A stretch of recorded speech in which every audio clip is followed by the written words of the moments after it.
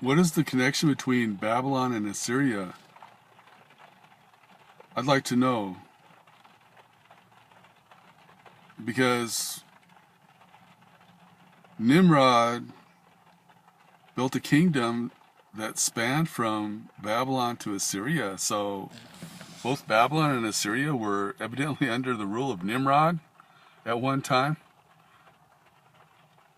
Who knows more about that? I want to know.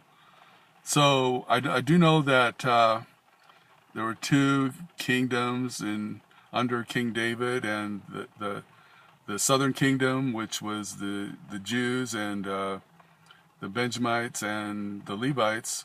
They were exiled into Babylon for 70 years, and then Daniel figured out that the time was tolling, coming up, ending, and then a lot of them went back to Israel.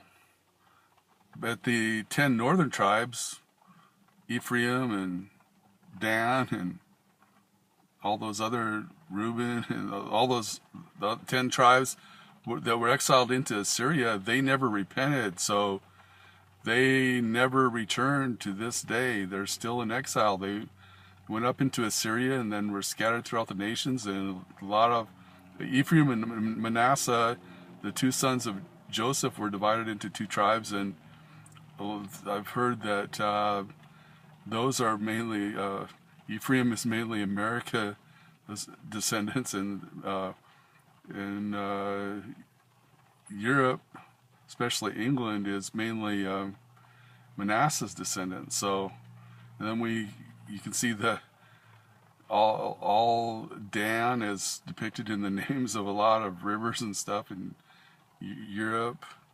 But at any rate, the Orthodox Jews pray 3 times a day for the 10 lost tribes to return. So, and not all the Jews have returned either. So actually, that's a problem for a lot of them. They're teaching people to convert to Judaism, so that because some of these people don't really realize that there's going to be a greater exodus, and that as it was in the time of the Exodus, where the Hebrews came out of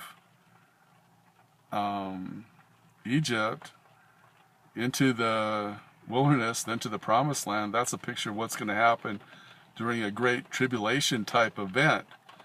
And there is no, so during the tribulation, there's going to be all these people going back to Israel. Well, right now, the only people that can go back to Israel are Jews, and not just any Jews whose heritage is through their mother.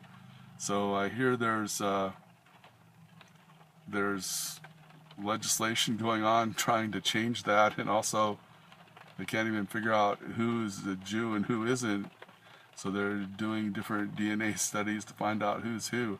I guess there's genetic markers. Anybody got any more information about that? I'd like to know.